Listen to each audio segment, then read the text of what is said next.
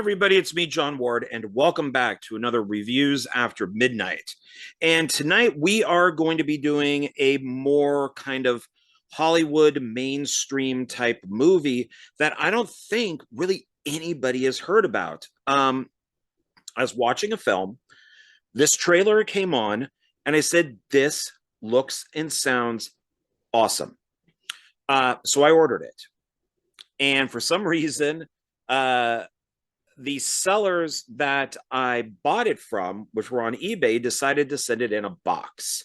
And it's a Blu-ray, but they put it in a box. And the mail person put it outside my front door. And because I don't live in the best area, of course, it got stolen. And so I ordered it again.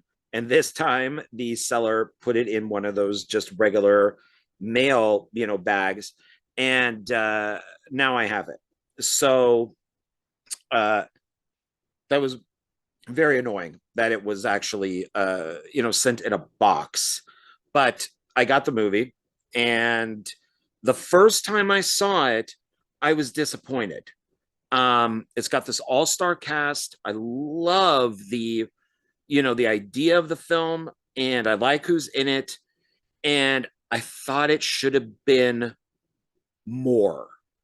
So gave it some time and then rewatched it today. And I really liked it.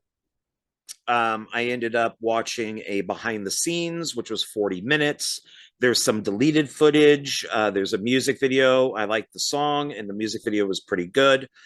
And there's unfortunately there's director's notes, which is the director talking over like 40 minutes of the movie. But it's just, the behind the scenes was already 40 minutes, and I couldn't sit through another 40 minutes, so I'll have to go back and watch that later. But the film is called Criminal, which was originally called Clean Slate. And the two writers of this, they are, I think they should be on here, Douglas Cook and David Weisberg. Douglas Cook has passed, unfortunately, but they originally wrote this with a woman as the main character. And they didn't think the movie would sell with a female lead. They mentioned Angelina Jolie as an example. Like, if she passed, they wouldn't be able to get the film made. So the writers took the script back, rewrote it, retitled it, gave it a male lead, and Millennium picked it up and made the movie. The director, who is he is Ariel Vroman, and I want to see some of his other movies. He did a film called The Iceman, and which is about a hitman, and I want to see that. So I do want to check out his other movies. This does have, like I said, an all-star cast, and on my notes, it's what is the title? Criminal. And what star rating would I give this? So originally, I would have given this probably maybe like a 3 out of 5. Only because there's some weird editing choices, and I wanted this to be more violent. I wanted this to be John Wick violent. It does have violence. There is blood splurting in certain scenes. So I'm happy with that. Rewatching it and knowing that, I still wish it was more violent. I wish it was a little more gritty, but I enjoyed it a lot more. And so now I'm changing my rating, and I'm going to give it 4 out of 5. This film had originally come out in, I believe, 2016. They do talk about at the end of it how they're going to give our main character, this is within the movie, like a job. And I wish that would have happened, that we would have had a Criminal 2. I think it would have been interesting to see what they would do. And as you could see here, there's Kevin Costner, who's the lead, Gary Oldman, who plays the cop, Tommy Lee Jones plays a doctor scientist, Alice Eve plays a government kind of I don't know, I want to say like a CIA type of agent, and Go Godot. I always say her name wrong. Gal Gadot. Um, she plays the wife of somebody who's not even mentioned on here, which is Ryan Reynolds. They had him for 4 days. He is not listed in the credits here. He is not listed in the movie credits except at the very end. And he's in the trailer, and he's not even listed in the trailer. It's very weird that they only put his name once. They got him for 4 days right after he did Deadpool, and then they got Gal Gadot right when she got Wonder Woman. So she was still just like a working regular actress, and then boom, she got Wonder Woman. And this is correct, a fast-paced action movie. That's from the New York Times.com. I think that is very correct. This is a Blu-ray DVD, and visually this looks great. So let's get into my notes here. Oh, I will say before we get into the notes, so disc 1 is the Blu-ray, disc 2 is the DVD. Special features, deleted scenes. There is a scene with Ryan Reynolds that they might have left in the movie, possibly just because, I don't know, it's Ryan Reynolds and you only got him for 4 days, so maybe use everything you got. But it's not absolutely necessary. I did not think that there was a weird edit with this scene where he murders somebody who's following him. He's only in the movie for the first 10 minutes. And then there are images of him in photographs, mirrors, and stuff later on. And then there's a criminal intent featurette. It's a 2-part behind the scenes. It's 40 minutes. The second part to me is the most interesting because it talks about the editing of the movie. And when you have Kevin Costner, who's an Academy Award winning director, the director did ask him a few weeks into the editing process that maybe he could come in and while the director was gone, actually do some editing on the movie. And he's not credited, but it looks like Costner edited some of this movie, and which was really good. And then there's director's notes featurette. That's the one where I watched maybe 5 minutes and I had to turn it off because it was 40 minutes. I'll watch it at a different point. I wish that there was audio commentary throughout the whole film. And then there's Mad Sun Inks. I think that's how you say the name. Drift and Fall Again music video. It's a pretty good music video. It shows scenes from the movie, and then they shot some stuff for the video of her like floating in clouds. The song is pretty good. I actually like the song. And here it says a seriously engaging action flick that is from realfilm.com. The movie is rated R for strong violence and language throughout. So it is pretty violent. I just wish it was more violent. And so we'll get into that. So let's take, it does have a slipcover, and I definitely wanted, I could have bought this at Zia Records, but it was just the plastic case. It didn't have the slipcover. I wanted the slipcover because it kind of has that metallic look to it. And especially when it got stolen, I didn't want to just get this. I definitely wanted this. So let's take this off, take a look at it.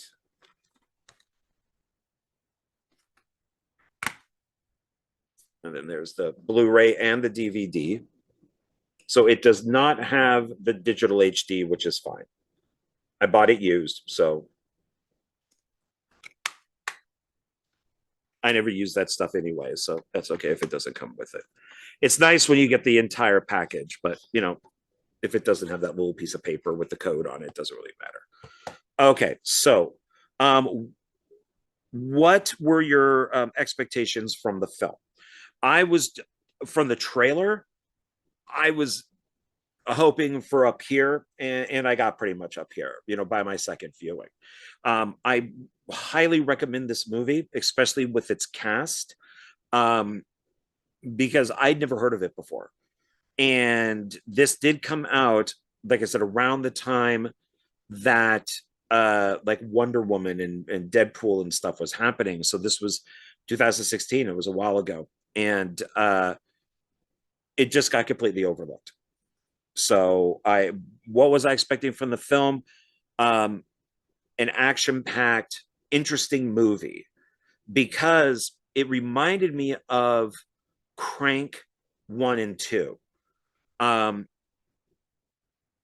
the idea of the movie is, let me see if I can get a better so it says here, okay. So this is from Wikipedia. The film is about a convict who's Kevin Costner, who is implanted with a dead CIA agent's memories. That's Ryan Reynolds to finish an assignment.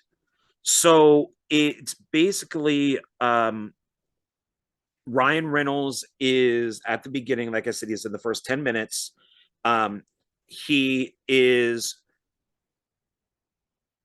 he's working with um this one person, and the Dutchman is the name. And Ryan Reynolds' character is a CIA agent, Bill Pope, and Kevin Costner is Jericho Stewart. And so Bill Pope is working with the Dutchman. He's got like a thumb drive, and there's a bag of money with a passport and everything in it that he's going to be giving the Dutchman, who's basically like a hacker. And Ryan Reynolds' character hides the money and the passports and everything, and he's off the grid for a couple minutes. So his people don't know where he put the money or whatever. He gets killed, and because there is the people that are working against him are basically so let's see here,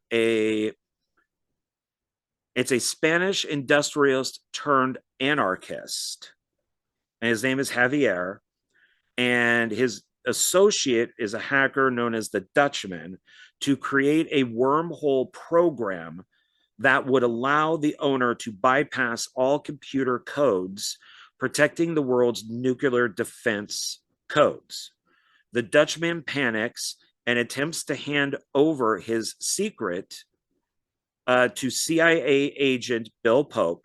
Although Bill Pope gets the Dutchman to a safe house and recovers the money to pay him for his services, he is caught by Javier's men and tortured to death before he could tell anyone where he hid the Dutchman. So there so that's the overall idea. So when I saw the trailer, and like I said, it reminded me of Crank 1 and 2, is because you're told in the trailer that basically Ryan Reynolds' character is killed. He has the memory of where the Dutchman is, where the money is, and he was off the grid for the 2 minutes. So his people don't know where all this is. When he's killed, they take his memories and put them into Kevin Costner's brain or Jericho's brain. So then he could tell them where to go. The problem is Jericho is a sociopath. He is a complete psycho. He has like no emotions, no empathy. He hates everybody. If there's 10 people waiting in line, he's going to walk right up and get whatever he wants. It doesn't matter to him. And people comment on this. He hurts people. He just doesn't give a shit. He does not care. And he is in prison all by himself in pretty much an empty cell, all chained up. And the warden comments, how do you basically like discipline somebody who has no idea that they did anything wrong? Because for him, if he kills somebody, it doesn't matter. It's that's just the way it is. And they put they put Pope's memories into him, and of course it doesn't go well because he's a psychopath, and he breaks out and kind of goes out on his own. I thought when I first saw this movie that it reminded me of Frankenstein, that Kevin Costner's character is the monster, Tommy Lee Jones's character is Dr. Frankenstein, and then everyone around him is kind of the villagers and things. And that, and do you have, do you feel sorry for Costner's character when he does hurt people, when he's rude, when he, if somebody talks back to him, he just punches them in the nose and breaks it. And these are things that happen. Um, it's it really is kind of like the monster not knowing what it was doing in Frankenstein. There is even a scene in this where Jericho is with Bill Pope's wife, who's and her name is that's Gal Gadot, Jill Pope, and their daughter is her name is Emma, and surprisingly a good kid actress. So not an annoying know-it-all little kid. Just acts like a kid, which is nice. But there is a scene between Jericho and Emma where and this is after the memories start kicking in and he kind of starts changing. It is because he starts becoming more Bill Pope than Jericho, but he's got this split going down him. And he's burying a stuffed animal with the daughter. And that's when the mom runs out and is kind of freaking out.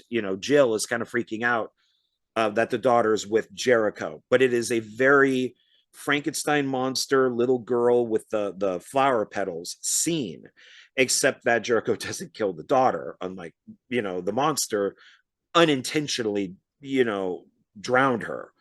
And so you have also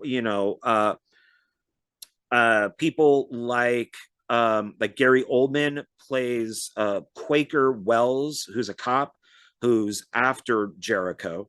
Tommy Lee Jones plays Dr. Franks, so Frankenstein. This type of thing is brought up during the documentary. You have Alice Eve, who plays Martha Lynch. Michael Pitt plays the Dutchman. I think it's like Jordi Mola plays Xavier, and then there's some other people here. And then it says, in addition, Ryan Reynolds appears in the opening minutes of the film as CIA agent Bill Pope. So, like, Gary Oldman and Alice Eve, and so they would be part of the CIA. And so they're the ones that are after Costner's character, so Jericho. And as the film goes on, Bill Pope's memories start kind of taking over, or as they call him, Billy Pope, Costner's mind. So he really has this Jekyll and Hyde thing going where before he might hurt somebody, but then chooses not to as they go through the movie. And like there's a scene where he kind of kidnaps Dr. Franks and they go to a pharmacy to get the medication because his brain hurts. He's had the surgery. The nice thing that they do with Costner in this is they do shave his head. They kind of give him like a flat top and they give him the goatee. And so he looks cool, but he's got like a big circle here where they implanted like a needle went in. The surgery reminded me a lot of Saw X, Saw 10, where they took Jigsaw and it was just the room that's like surrounded by glass and then you just have like the doctors and stuff in there doing their thing. This was the same thing. They had Ryan Reynolds' body. His head is partially removed so we can see his brain, and they have all the electrodes and everything coming out of his brain and then going into basically Jericho's brain. So he's got the like the needle going through here, which is throughout the movie. It's like a big kind of wound that has a hole in it. And then on the back of his neck, they were also doing work. So they slit about a good inch or so on the back of his neck, and they put stitches back there. So throughout the whole movie, is like part of his face is just all red and bloody, and the back of his neck is all bloody. And when he leans against things, he leaves that blood impression. And but like I was saying earlier, with it being bloody, is I would have liked to have seen the film start off really, really bloody and then kind of mellow out by the end as his memories become more Bill Pope than Jericho. And I brought up the pharmacy thing, but I didn't finish. Is so he goes in there to get the drug, and the pharmacist is taking a little too long, and he swears at the pharmacist. He's just like, I just need my fucking pills. Just give me my fucking pills. And she kind of looks at him like, wait, my God, what's wrong with you? And he apologizes to her. And then he looks at Tommy Lee Jones and goes, I would never have apologized to her. You know, if I want my pills, I'm going to get my pills. And Tommy Lee Jones is like, yeah, that's because Billy is kind of taking over. And there are flashbacks um, to Jill and him together. And what's nice is, for the most part, I'd probably say like 98% of the flashbacks are all from Billy's POV. So like they didn't need Ryan Reynolds. He is in photographs, like I said, he's in like a mirror. He's, so they do use him a little bit. But I like that it's not like the camera's here and you can see both of them. I like that it's the POV, but there are times where the camera does kind of float around and you can see, Billy and Jill together, having a great moment. And I kind of, at first I went, oh no, they should have just stuck with the POV. But then I realized, well, wait, but if there's a third person in this, if, then that would be Jericho seeing that memory. And at least that's how I kind of took it. And so I liked it. I liked that they did both. And I like this kind of Jekyll and Hyde thing where it's, when he's got the one side of Billy Pope, where now he knows math really well, because before he was kind of more of a Neanderthal. He knows languages. He's more covert, but then he hasn't lost, his the animal inside him that will just punch somebody or hurt somebody, or just kick somebody out of line. That if he does need to kill somebody like a bad guy, he's going to use what's ever around him and murder that person, and it's going to be very bloody and violent. So let's see, what else does this say? What type of film is it? It is an action movie with a little bit of a dash of sci-fi. Does it have a message? No, not really. No, not at all. I mean, unless you kind of go off Frankenstein, and then of course they make fun of it in Young Frankenstein with the brain, is that Gary Oldman does comment to Tommy Lee Jones that, of course he had to use a psychopath instead of like a hero from SEAL Team 6. So then we do get that of why would they put this into, Jericho's brain, but they tell us that as a young kid, because he was abused as a child, and a lot of that being with his brain, is that there is something in his brain that makes him like the number one candidate for this. So he's something like one in a million people that they could use. And that's why they use him instead of somebody from like a hero from, SEAL Team 6. So they do give you an excuse. But there is that little bit of Frankenstein in there with let's get the brain and then we'll get the Abby normal brain. And, and then the monster goes, crazy. Um, there is a deleted scene with Javier when he is threatening Dr. Frank's mother in like a retirement home, and Frankenstein is brought up in that scene. I don't think the scene helps the movie any, but I do like that Frankenstein is brought up a couple times in that. So basically, just does it have a message? I guess just don't use a psychopath, to try to solve these problems. Try to use somebody better, but maybe you can't. Um, what happens in the film? Does the plot make sense? Is it easy enough to follow? Is it believable? Um, yes, all along I've been talking about what the film is about. So what happens in the movie? It's an action film. It deals, memory transfer. Um, it also kind of reminded me of the Tony Scott film with Denzel Washington called Deja Vu, which I really liked. Um, it it uh, it moves. The film is roughly 2 hours, and I was never bored with it, even on a second viewing. Does the plot make sense? To a degree, sure, why not? I mean, it is a kind of action sci-fi movie. But yeah, I mean, I guess it makes sense. Okay, yeah. I mean, you just don't want to over-explain it, and then it makes more sense. If you over-explain it, then it doesn't make sense. The less you know, the better. Is it easy to follow? Yeah, it was pretty simple to follow. There's a lot of discussion of the memory transfer. There's a lot of exposition is going on for the audience to understand what's going on, but I didn't think that slowed down the movie at all. Is it believable? Sure, probably at some point in the future we could transfer somebody's memories to something else, maybe just a computer. But um it I think in this stage, because Dr. Frank says that he's like 15 years away from human trials, that maybe the operation scene from where the memories are going from Billy to Jericho, I think it probably should have been more violent. It should have hurt more. Like maybe Jericho is in pain, maybe more blood.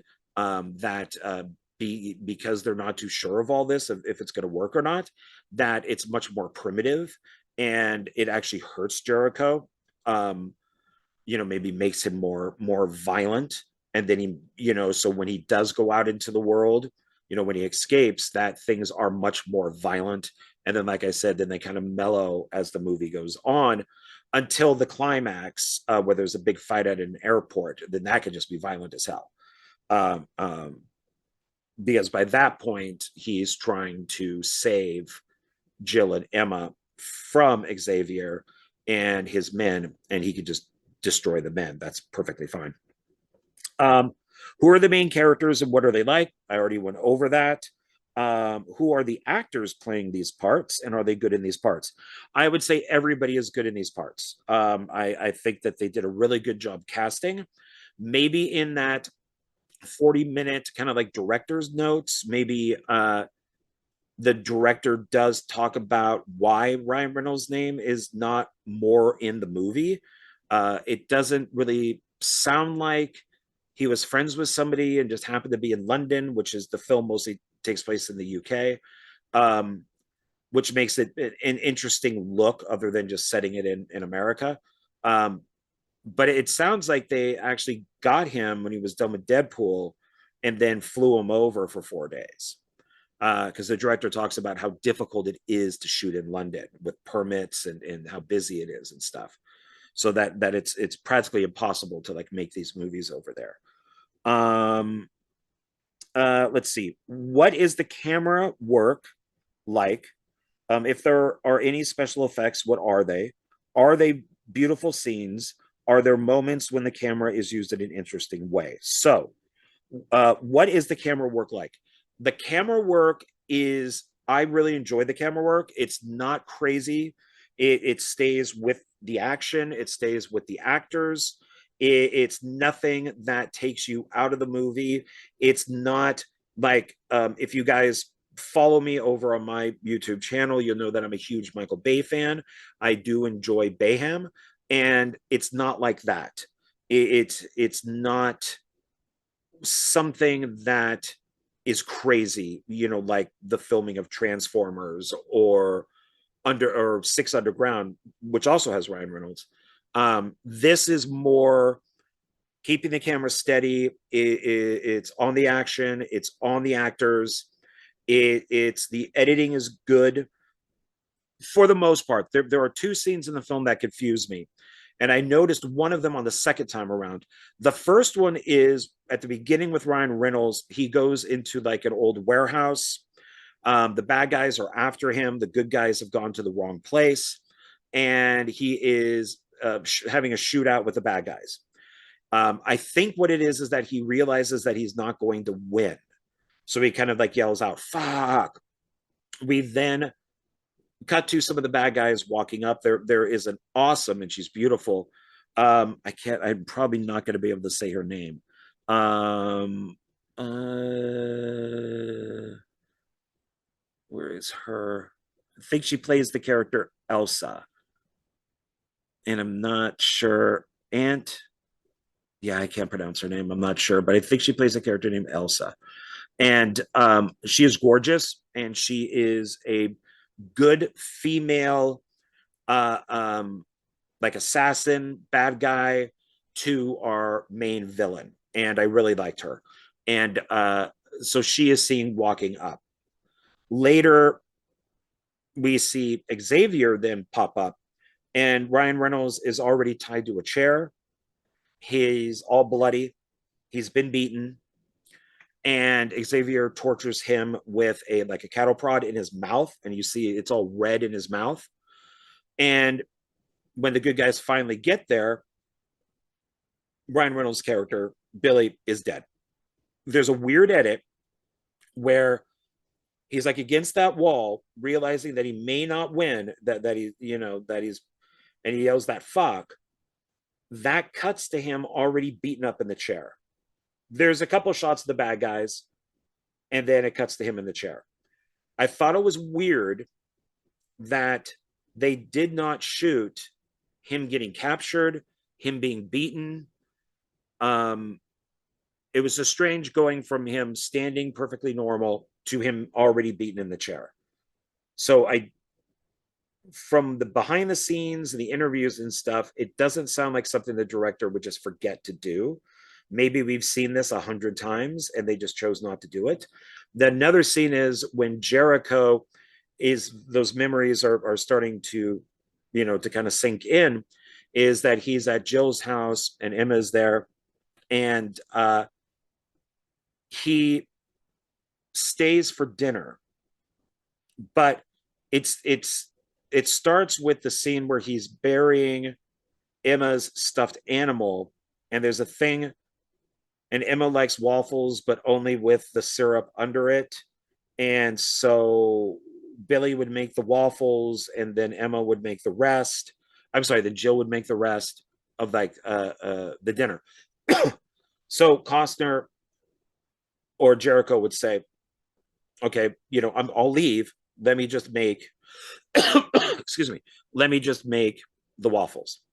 That then cuts to him about to leave the house, and the daughter Emma is at a piano, and she has him sit down where she teaches him to play the piano a little bit. And what I realized is the entire dinner scene is missing. There is no dinner scene. So it cuts from him saying, "I'll make the waffles," to him about to leave. That entire scene is missing. I don't know why. I didn't realize it on the first viewing. I saw it on the second one. So once again, I don't know why that wasn't shot. I'm assuming just maybe there was nothing to be said because it's not a deleted scene or anything. I'm going to take it that it probably was never even shot. But it's kind of weird that these scenes aren't there. The one with Ryan Reynolds is more jarring. The other one, most people I think would probably did what I did on the first viewing, which is he talks about the waffles, and then he's picking up his coat to leave, and that's only probably like 5 or 10 minutes later. But no, this is probably like 2 hours later, 2 or 3 hours later after dinner. So I don't know. Um, you know, are there special effects? What are they like? Well, this is an action movie, so there's probably, it looks like a lot of it is practical, but as I'm sure there's green screen stuff in here too, but they didn't show any of that stuff in the behind the scenes. Are there beautiful scenes? Yeah, the film, the color grading is really good, the lighting is really good, the actors look really good. I loved how it was shot. It's not, like I said, it's not crazy. Um, and I thought everything looked really good. I like that it has in some scenes it would have more of kind of like a burnt look, like a burnt orange look to it, or it could have a like kind of like a muted blue. It's the colors and stuff looked really well. Looked really good. Are there moments when the camera was used in an interesting way? I liked that the director stuck with the actors and the action and didn't film crazy things. I like that the camera was used. There are interesting shots, but nothing crazy. So I think that the camera use was pretty good. Did you enjoy the film? Yes, I did very much, especially on my second viewing. I just wish there I knew why these two scenes weren't there. I wish that the film was more violent in like a John Wick type of way, even though it is violent. I just think that it should have been more violent. Um, I'm glad that Kevin Costner did this movie because in the making of, he passed originally. They did some rewrites and then he came on board. It seems like maybe he had a little more say in what was going on. But I'm guessing if you're going to be getting Kevin Costner, uh, you're probably going to ask him advice and stuff, and you're probably going to listen to what he has to say. So yeah, I enjoyed it. What are the good points and the bad points? I've already mentioned those. What scene did you particularly enjoy or remember? Um, I liked everything with Jericho because I liked that Kevin Costner, like I said, is playing this kind of Jekyll and Hyde role. Um, I almost wonder what it would be like with the prequel, with him because they do show a picture of a gang like leader who was trying to recruit him, and Costner just like destroyed him. Like there's blood all over his body and all that type of stuff. So I wonder if a prequel just seeing him just completely psycho, would be interesting. So, and the bad points I've talked about too. Um, are there any? Oh, so what scene did you particularly enjoy? So that which I just answered with that I liked all the stuff with Costner. I liked everybody. I thought everybody was very good in this, but I liked what they did with Costner. So it's great seeing him play a dual role. What scene did you particularly not enjoy? Why was it bad? I can't think of any. No, I can't really think of any. I think I enjoyed everything because the movie just moved. So I don't think that there was really a bad scene in this. Would you recommend this film and to what sort of people and why? I highly recommend this film. So who? It's Millennium, but who? Like, I wonder where you would find this. It's Summit. Well, if you can find this streaming, I highly recommend watching it. I don't know where you would find it. I wonder if, let's see. As a side note, the film stars Kevin Costner, Gary Oldman, Tommy Lee Jones in the second collaboration among all three following the 1991 film JFK. So, which is kind of cool. Um, it generally received, oh, it generally, okay, well, I'm having a hard time. It received generally negative reviews from critics and was a financial disappointment, grossing 38.8 million against a 31.5 million dollar budget.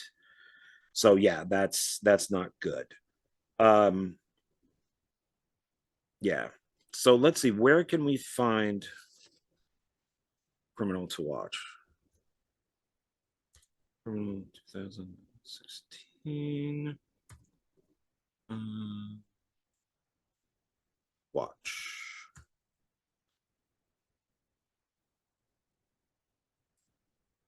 Okay, so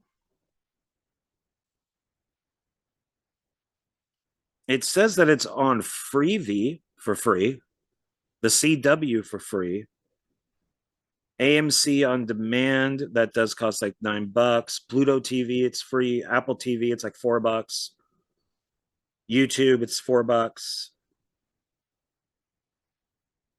So Google Play Movies $4.